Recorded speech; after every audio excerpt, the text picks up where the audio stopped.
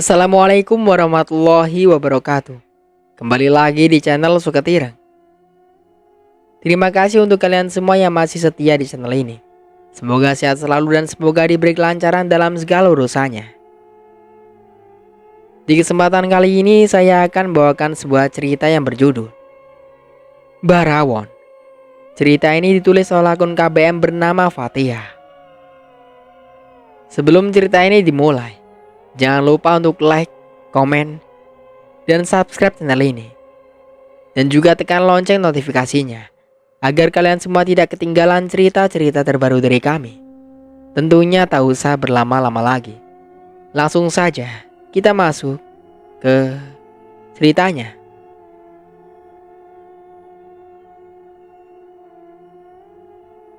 Kahina menggeleng.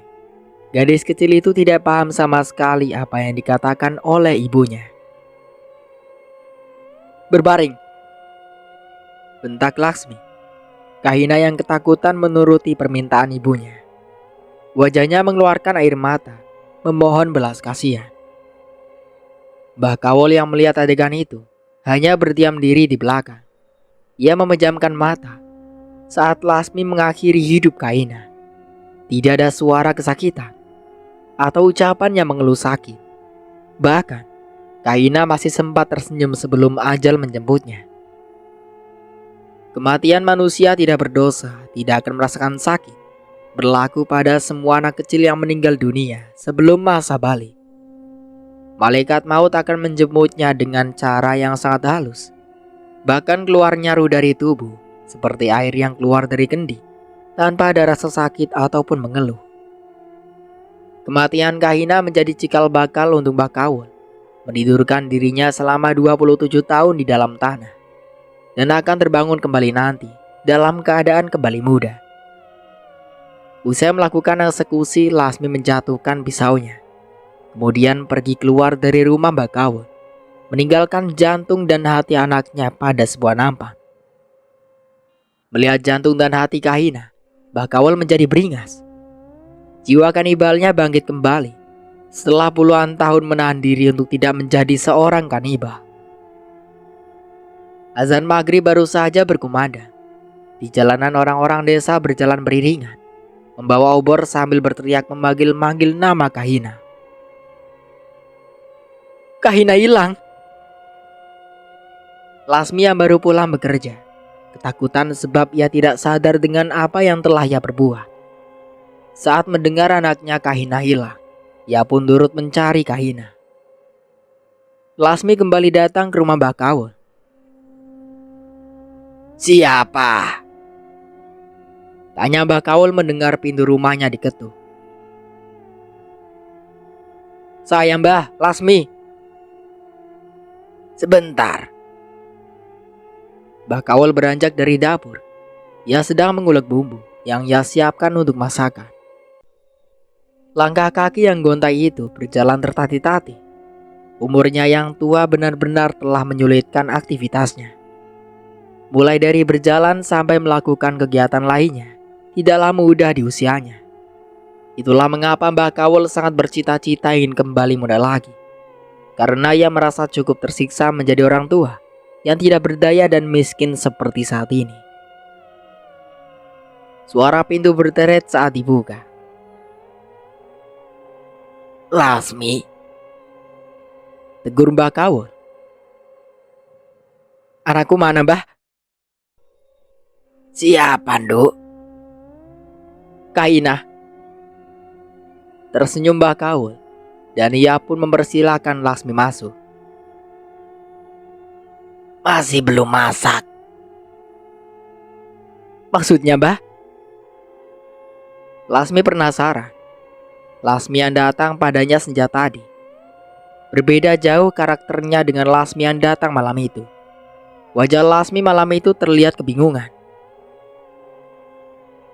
Oh, itu di panci. Mau Mbak masak rawon?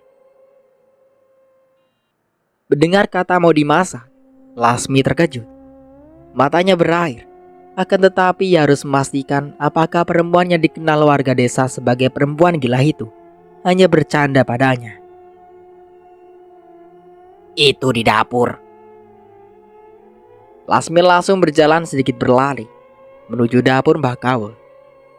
Saat berada dalam dapur, matanya tertuju pada tungku api yang terlihat menyala. Di atasnya ada panci besar dari kendi tanah. Lasmi memeriksa seluruh isi dapur, sampai akhirnya kakinya tanpa sengaja menginjak sesuatu yang aneh, yaitu daging berwarna putih pucat. Lasmi menjerit histeris saat melihat baju anaknya bersimbah darah di samping panci besar. Saat tutup panci dibuka, benar saja di dalamnya ia menemukan tubuh Kaina. Mbah Kawul menurutnya telah memutilasi anaknya. Malam itu saat bersadar, ketika Lasmi menjerit histeris, sontak saja teriakannya mengundang perhatian penghuni rumah, termasuk Ratna yang ikut terkejut. Lasmi sudah kembali. Aku di mana? Tanya Lasmi. Kamu sekarang di rumah. Tadi badanmu kejang-kejang. Kami takut terjadi apa-apa denganmu. Lasmi terlihat linglung. Badannya bergetar demam. Wajahnya pucat. Detak nadinya seakan hilang. Sangat jelas di matanya. Ia bisa melihat bagaimana dirinya saat keji mengakhiri hidup Kaina. Lasmi ketakutan dan kaget. Ia memeluk selimut dengan kedua lututnya. Kini Lasmi baru menyadari, ternyata dialah yang membunuh Kaina, putrinya sendiri. Pantas saja, meskipun Mbah Kawul tertuduh membunuh Kaina, namun di dalam hatinya yang paling dalam, tidak ada rasa benci dan dendam pada Mbah Kawul malam itu. Pantas saja saat ia mencari Kaina, dari raut wajah Mbah Kawul sama sekali tidak terlihat wajah menyesal dan bersalah. Ternyata dia sendirilah pembunuh itu. Ia membunuh putrinya, anak satu-satu kesayangannya. Tasku mana, Ratna?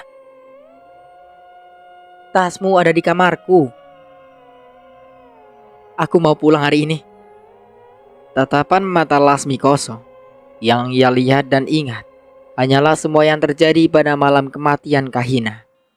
Ia benar-benar merasa hancur mengetahui kebenaran yang baru saja dia sadari. Lasmi, ini sudah malam, jam 11 loh. Aku harus pulang sekarang. Anakku Ratna, anakku. Aku harus minta maaf pada anakku. Sekarang. Melihat kondisi Lasmi yang mengkhawatirkan, Ratna meninggalkan Lasmi, kemudian pergi mengetuk pintu kamar mbahnya. Mbah, Lasmi sudah sadar. Bangun, Mbah. Aku mau minta tolong. Mendengar suara cucunya memanggil dirinya, Bagor langsung bangkit, beranjak dari tempat tidur memakai baju kaos putih polosnya, dan tidak lupa mengenakan belangkon pada kepala. Lasmi sudah bangun, tapi ia memaksa minta pulang ke rumah malam ini, Mbah. Ujar Ratna. Wajah Ratna nampak bingung dan sedih. Bilang gitu. Tanya si Mbah. Iya, Mbah. Ya opo iki? Mana Lasmi sekarang? Itu di kamar, Mbah. Bagor dan Ratna berusaha meyakini Lasmi untuk menunda kepergiannya. Akan tetapi Lasmi yang sudah merasa bersalah tidak bisa menahan lagi keinginannya untuk pulang. Bahkan tetap nekat mau pulang sendiri menggunakan bus malam itu. Ratna yang paham kondisi kota sebesar Surabaya tidak membiarkan sahabatnya pergi sendiri. Terlalu bahaya apabila membiarkan Lasmi pergi sendiri. Ia bisa menjadi korban kekerasan seksual dari para pemain jalanan di kota itu. Melihat kondisi Lasmi yang terlihat aneh, akhirnya Bagor berinisiatif untuk mengantar Lasmi. Bagor yang terkenal kaya di kampungnya, memiliki mobil dan juga sopir pribadi yang siap kapanpun mengantar dirinya. Perjalanan panjang dari kota Surabaya menuju desa Sumberwangi ditempuh selama 6 jam.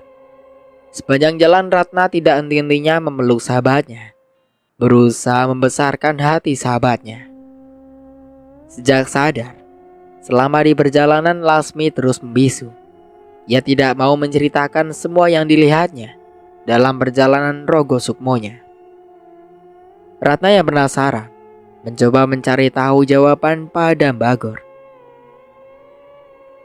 Biarkan saja dulu. Sepertinya ia baru menemukan jawaban atas segala pertanyaannya. Biarkan saja dulu sampai kejiwaannya pulih, ucap Bagor pada Ratna. Perjalanan malam itu terdiri 4 orang. 1 sopir, Lasmi, Ratna dan Bagor. Mereka mengantar Lasmi pulang ke desa Sumberwangi. Sesampainya di desa, Lasmi segera menuju makam anaknya. Akan tetapi saat sampai di pemakaman, betapa terkejutnya Lasmi saat melihat makam Kahina berantakan. Tanah longsor benar-benar telah memporak-porandakan lokasi pemakaman itu. Pulang dari lokasi makam, Lasmi meminta untuk diantar kembali pulang ke rumah. Sesampainya di rumah, dia disambut oleh ibunya. "Bapak mana, Bu?"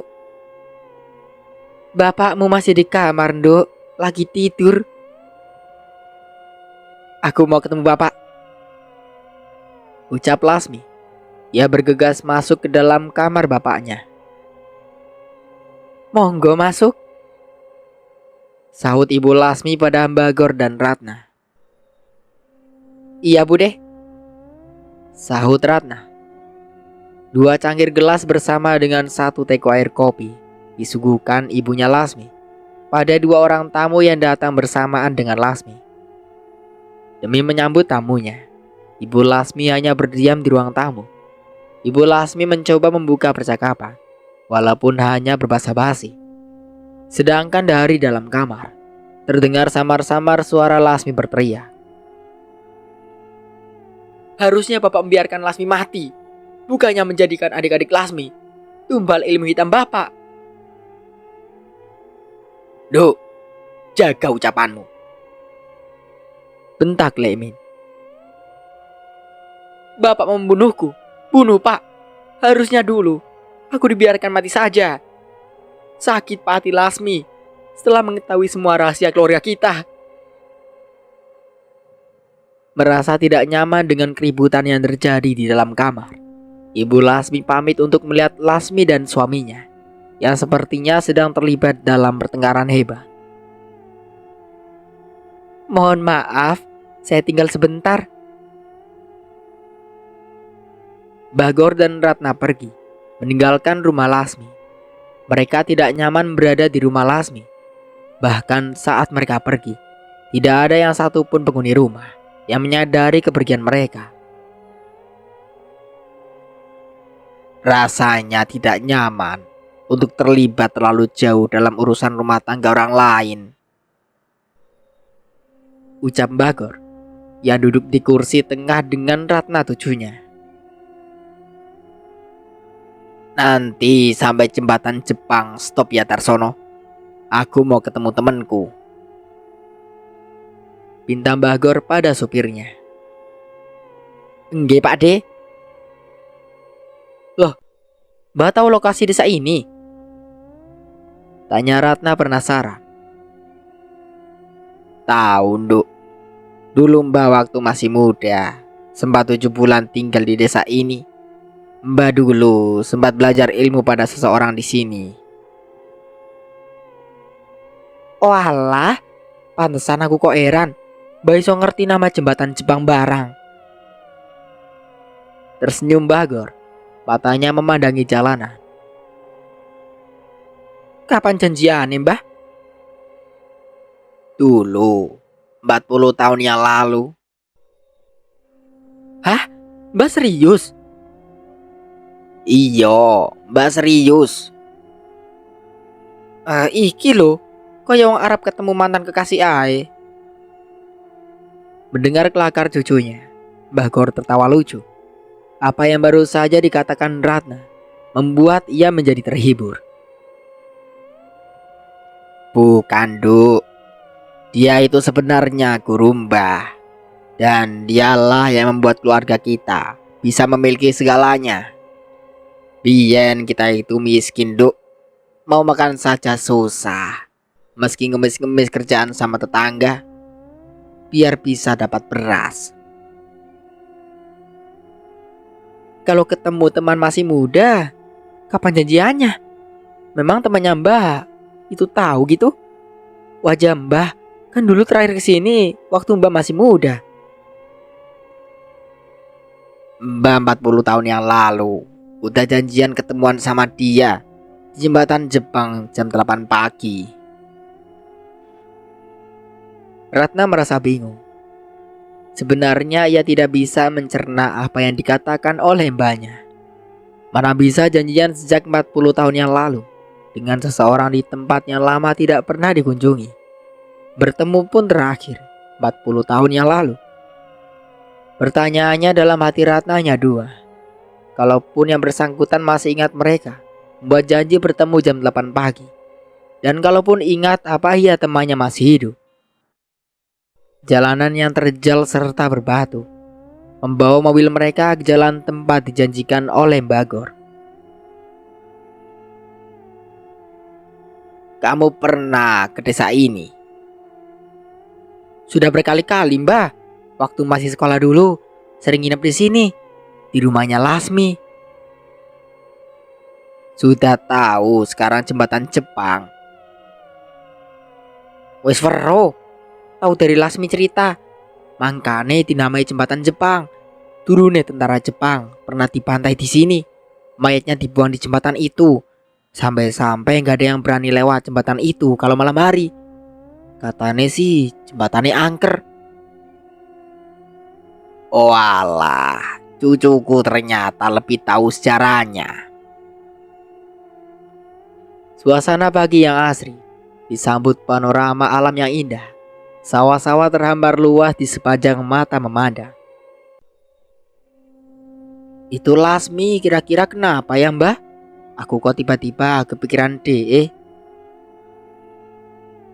Kalau menurut Mbak sih, itu anak ngelihat semua kejadian yang menimpa dirinya dan keluarganya di masa lalu. Dia kan pernah cerita kalau punya dua saudara laki-laki yang hilang di samar macan. Seperti yang kita dengar tadi, saudaranya bukan disambar macan, tapi dibunuh oleh bapaknya sendiri. Iya Mbah, aku juga sekilas dengar gitu tadi. Ratna membenarkan ucapan mbahnya. Kasihannya Lasmi Mbah. Itu landuk. Setiap keluarga memiliki rahasianya masing-masing. Mobil mereka berjalan perlahan karena jalanan di desa Sumberwangi masih berbatu. Ditambah lagi curam. Di kanan kiri jurang tinggi, sehingga membuat mobil hanya bisa berjalan pelan dan hati-hati. Pak kita belok mana Pak? Tanya sopirnya saat mereka berada di samping tiga jalan. Tersenyum Bagor. Belok kanan dan berhenti di jembatan yang pertama, Yole. Mobil melaju melewati rerimbunan rumput liar. Di sebelah kiri jalan terlihat sungai jurang dengan arus yang kuat menabrak puluhan batu besar yang terhampar di sepanjang sungai. Di sebelah kanan pemandangan hutan beserta kebun kopi berjajar rapi bersamaan dengan rimbunan pohon karet besar. Terlihat sangat indah berwarna hijau dan indah. Apa yang ini jembatannya, Pak De? Iya bener, kita singgah di sini dulu, ucap Bagor. Saat mobil berhenti, ia pun segera membuka pintu dan keluar. Ratna yang sejak tadi duduk di sebelah kakeknya mengernyitkan dahi. Ia melongo keluar jendela mobil, memperhatikan ke kanan dan ke kiri, mencari tahu siapakah orang yang akan dijemput oleh kakeknya. Kamu tunggu di sini ya, Nduk. Bagor berjalan menjauh dari mobil. Langkahnya yang goyah kali ini terlihat lebih bersemangat dari biasa. Seorang wanita tua berumur sekitar 80 tahun datang menghampiri Mbah Gor. Ratna yang melihat wanita tua tersebut sedikit heran. Dari mana datangnya wanita itu? Kenapa tiba-tiba sudah ada dan berdiri di hadapan kakeknya? Mbah Kawul. Mbah Gor mencium tangan wanita itu, layaknya seorang anak yang mencium tangan ibunya. Sudah 40 tahun, kamu masih ingat dengan janjimu? Ucap Mbah Kawul. Aku memiliki utang budi padamu, Mbah. Apakah kamu sudah memiliki semua harta dan kekayaan, Gor? Semuanya sudah kumiliki sekarang, Mbah. Aku menjadi salah satu orang kaya di Surabaya. Syukurlah. Kemana kita akan pergi? Tanya wanita tua tersebut. Aku membeli sebidang tanah kosong di negara Siam. Aku akan mengantarmu ke sana. Di sana Mbah Kawul bisa tidur selama waktu yang diinginkan. Aku harus tidur minimal 27 tahun. Kalaupun lebih dari itu juga tidak apa-apa. Mari Mbah, ikut dengan saya. Apakah Lasmi mengetahui semua ini? Menggeleng Mbah Gor. Selama ini dia tidak tahu dengan segala rencanamu. Mbah Kawul menyeringai jahat. Tujuannya mengambil jantung Kahina melalui tangan Lasmi telah tercapai. Artinya Kahina adalah keturunan tunggal terakhir yang akan mengembalikan dirinya bisa muda kembali, seperti awal dahulu ia mempelajari ilmu hitam. Apabila tumbal terakhir ia dapat, maka dirinya hanya tinggal tertidur selama 27 tahun di dalam tanah, agar dirinya saat bangun nanti kembali dalam keadaan cantik dan muda kembali. Ada yang bertanya bagaimana bisa Mbah Kawul masih hidup, padahal ia dibakar hidup-hidup dalam tabung penggoreng kopi. Kepala desa yang bersikukuh menyelamatkan Mbah Kawul sebelum dieksekusi. Yah, dialah yang diam-diam menyelamatkan Mbah Kawul. Tabung yang dibakar isinya diganti dengan kambing yang sudah dipotong, sehingga bau daging yang terbakar tetap tercium. Kepala desa tersebut adalah bagian dari anggota sekte yang didirikan oleh Mbah Kawul. Begitu juga dengan Mbah Gor. Ia adalah saksi hidup dan ikut dalam mengumpulkan jenazah tentara Kaigun di sungai. Di tempat itulah mereka melakukan ritual, meminta kekayaan pada iblis. Sehingga usai dari acara ritual pemujaan malam itu, Mbah Kawul mengikat janji pada Mbah Gor muda agar menjemputnya kembali di tempat itu. Sebab saat itu ia sudah mencapai kesempurnaan ilmunya. Bagaimana aku membawakan keturunanmu? Tanya Mbah Gor 40 tahun yang lalu. Kamu tunggu saja di rumah. Dia akan datang sendiri padamu. Bawa dan tidurkan dia di atas altar. Maka dengan sendirinya takdir akan terjadi. Setelah sampai di altar, aku sendiri yang membawanya. Dia akan meminta pulang dan antar cucuku kembali ke rumah dan jemput aku di tempat ini jam 8 di tahun 1982 pagi. Dan siapkan aku tempat untuk tidur. Setelah ini aku mau istirahat panjang. Pesan itu terngiang di telinga Mbah Gor. Sebuah janji analis tentang kekayaan benar-benar terjadi. Gor menjadi salah satu orang terkaya di Surabaya. Saat Tuan Belandanya terusir dari tanah Surabaya, ia pun menguasai semua harta sang majikan dan telah tewas dibantai oleh tentara Jepang. Sejak saat itu Gor menjadi analis sebagai orang yang paling berjasa dalam hidupnya. Itulah mengapa janji itu selalu ia kenang. Bahkan apabila ia mati, ia sudah mencatat wasiat itu pada anak cucunya. Akan tetapi takdir membawanya kembali ke tempat itu. Gor masih diberi umur panjang sampai akhirnya di tahun 1982 Gor sendiri yang menjemput Mbah Kawul di tempat yang telah dijanjikan. Usai terjadi keributan besar, Lasmi menceritakan semua rahasia keluarga pada ibunya. Nasib kedua orang adiknya, ia buka semua. Dosa yang telah dilakukan oleh Lekmin benar-benar membuat dua hati wanita itu sakit. Hilangnya makam Kahina membuat hati Lasmi begitu pilu. Sampai akhirnya 8 bulan kemudian, Lasmi pergi dari desa Sumberwangi untuk selamanya dan tidak pernah kembali lagi. Lasmi memutuskan pergi bersama suaminya, merantau ke Pulau Kalimantan. Kalimantan menjadi pulau terakhir persinggahan keduanya. Lasmi dan suaminya memilih hidup dan menetap di kota Sampit, kota yang berada di pinggiran Sungai Mentaya. Kota yang menjadi sungai bagi pendatang, karena kota ini menjanjikan surga baru yang tidak ada di kota lainnya. Saat itu kota Sampit terkenal dengan industri kayunya, yang terkenal hingga ke mancanegara. Lasmia sudah pernah terlanjur membenci Lemin. Tidak pernah ingin tahu lagi kabar bapaknya. Ia benar-benar memilih hilang dan sama sekali tidak ingin kembali. Selama tinggal di Kalimantan, Lasmi mencoba berdamai dengan kesalahan di masa lalu. Ia mencoba hidup damai sampai akhirnya ia hamil kembali dan memiliki anak lelaki yang diberi nama seperti nama suaminya, Gawan Suherman.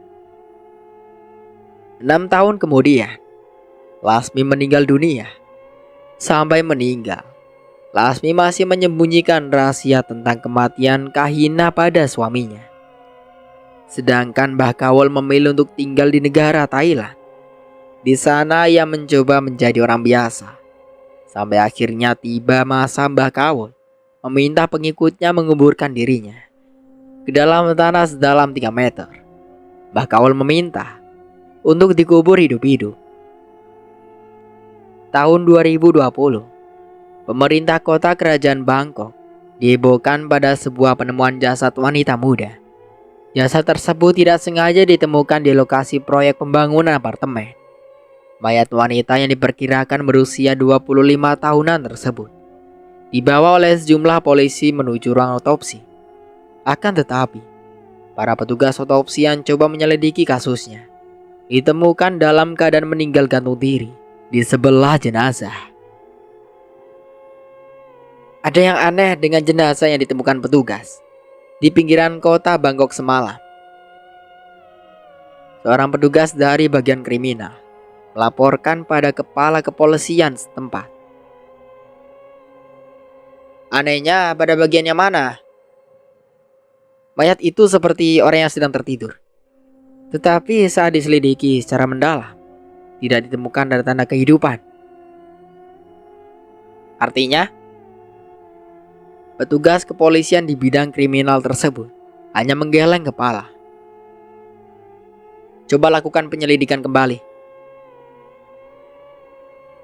Petugas forensik tidak ada yang berani menyelidiki jenazah itu, kecuali Dr. Jet. Jet mau? Iya Pak, Jet mau. Tapi Dr. Jet meminta selama proses otopsi dijaga dan dikawal oleh banyak orang. Dan dia juga meminta izin untuk dibolehkan membawa salah seorang dokter forensik asal Indonesia sebagai rekan kerjanya. Kenapa membawa dokter asing? Apakah dokter itu utusan dari Duta Besar Republik Indonesia? Bukan Pak. Dokter tersebut adalah turis dan kebetulan rekan Dr. Jet saat masih sekolah dahulu di Indonesia. Kepala polisi itu terdiam sejenak, sebab tidak mudah mengizinkan orang asing menyelidiki kasus kematian warga negaranya. Bila tidak diizinkan, Dr. Jet menolak untuk mengotopsinya. Baiklah, aku izinkan. Tapi apabila terjadi sesuatu dengan rekannya, kita tidak ikut campur. Sebab kehadirannya di negara kita hanya sebagai turis, bukan sebagai tenaga ahli asing. Siap Pak, tugas akan saya sampaikan. Petugas yang melapor tersebut berbalik badan keluar dari ruangan atasannya. Ken? Panggil kepala kepolisian. Iya pak. Siapa nama rekan Dr. Z itu? Namanya... Petugas tersebut coba mengingat. Sebentar pak. Ia pun mengambil kertas dalam kantongnya dan mengeja nama dokter tersebut. Namanya Randa Razimal Aktaf. Dan begitulah akhir dari ceritanya. Semoga dari cerita ini kita bisa ambil hikmahnya. Saya Mang Dayun pamit undur diri. Kurang lebihnya mohon maaf. Wassalamualaikum warahmatullahi wabarakatuh.